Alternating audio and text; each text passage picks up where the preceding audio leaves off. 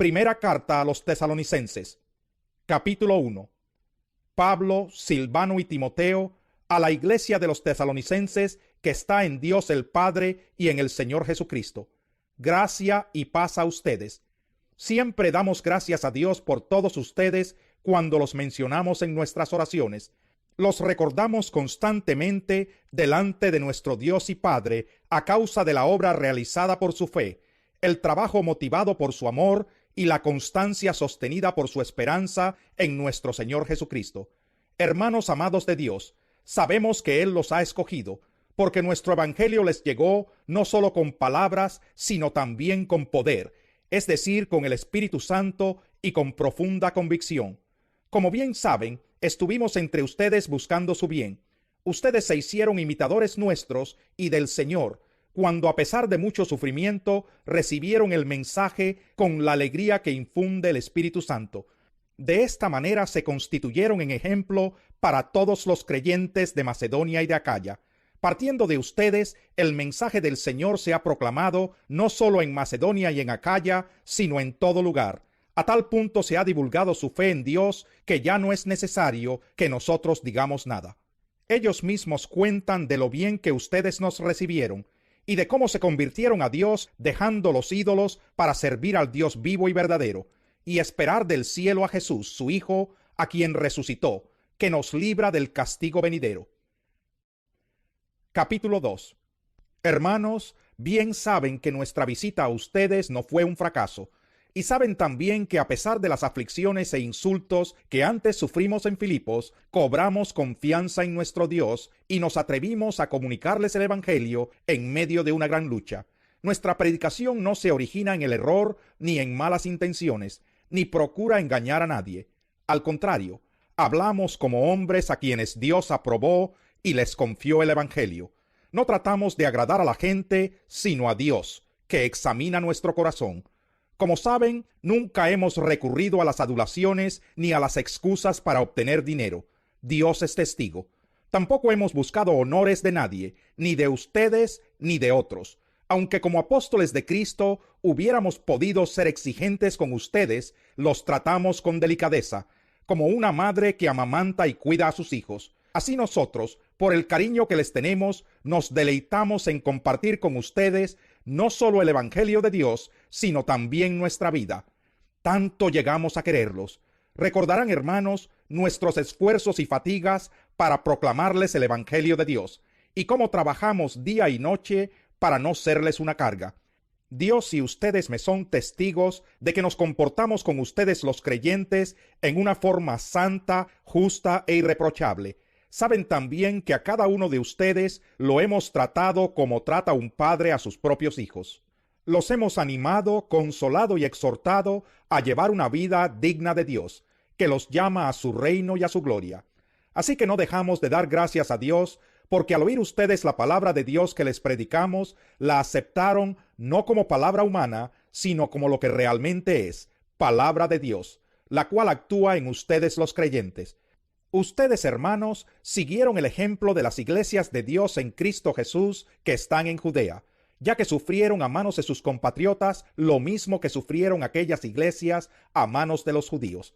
Estos mataron al Señor Jesús y a los profetas, y a nosotros nos expulsaron. No agradan a Dios y son hostiles a todos, pues procuran impedir que prediquemos a los gentiles para que sean salvos. Así en todo lo que hacen llegan al colmo de su pecado.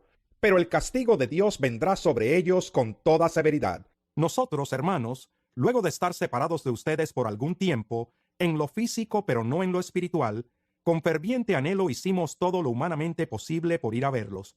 Sí, deseábamos visitarlos. Yo mismo, Pablo, más de una vez intenté ir, pero Satanás nos lo impidió.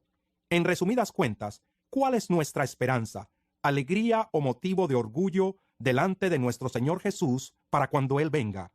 ¿Quién más sino ustedes? Sí, ustedes son nuestro orgullo y alegría. Capítulo 3.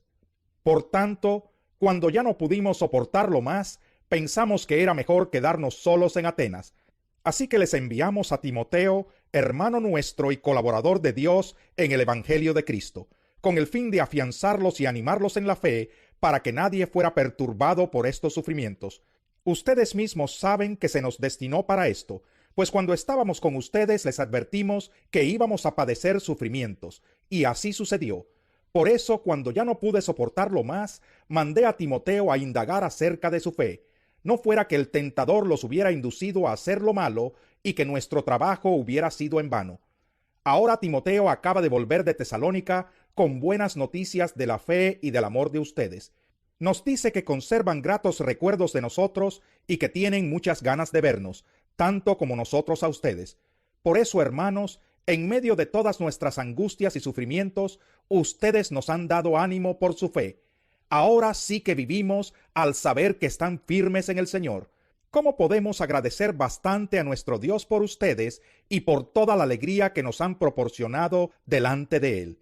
Día y noche le suplicamos que nos permita verlos de nuevo, para suplir lo que le falta a su fe. Que el Dios y Padre nuestro y nuestro Señor Jesús nos preparen el camino para ir a verlos. Que el Señor los haga crecer para que se amen más y más unos a otros y a todos, tal como nosotros los amamos a ustedes. Que los fortalezca interiormente para que cuando nuestro Señor Jesús venga con todos sus santos, la santidad de ustedes sea intachable delante de nuestro Dios y Padre. Capítulo 4. Por lo demás, hermanos, les pedimos encarecidamente en el nombre del Señor Jesús que sigan progresando en el modo de vivir que agrada a Dios, tal como lo aprendieron de nosotros. De hecho, ya lo están practicando.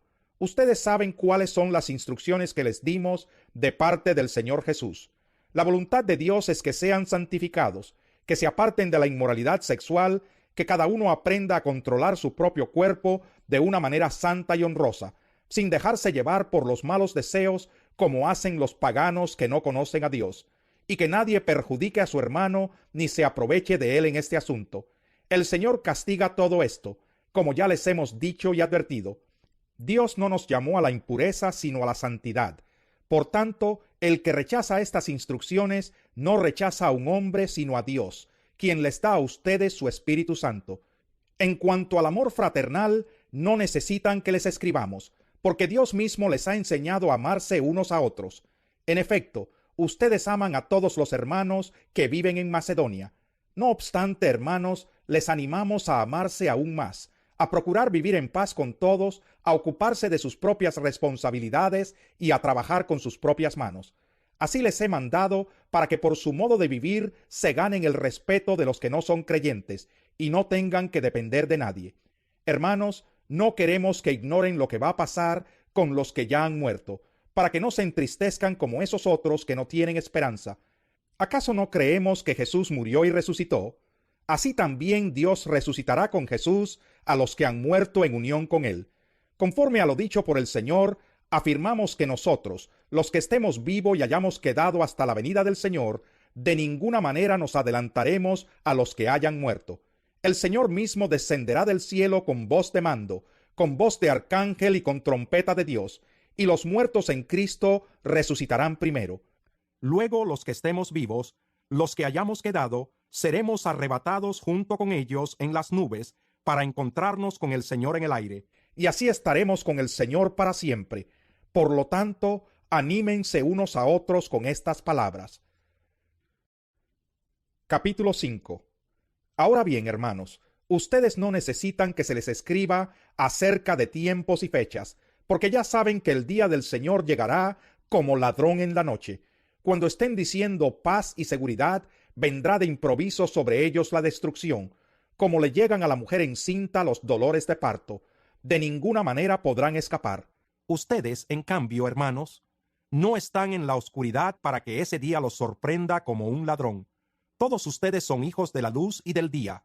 No somos de la noche ni de la oscuridad. No debemos, pues, dormirnos como los demás, sino mantenernos alerta y en nuestro sano juicio. Los que duermen de noche duermen, y los que se emborrachan de noche se emborrachan. Nosotros que somos del día, por el contrario, estemos siempre en nuestro sano juicio, protegidos por la coraza de la fe y del amor, y por el casco de la esperanza de salvación.